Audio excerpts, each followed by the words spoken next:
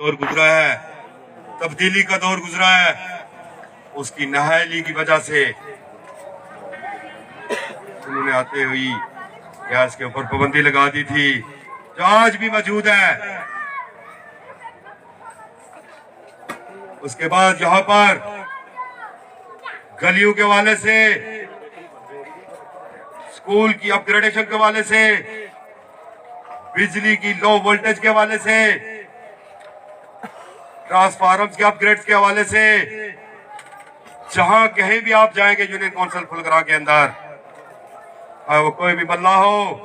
कोई भी गली हो, कोई भी घर हो, कोई भी आबादी हो, उसके अंदर आपको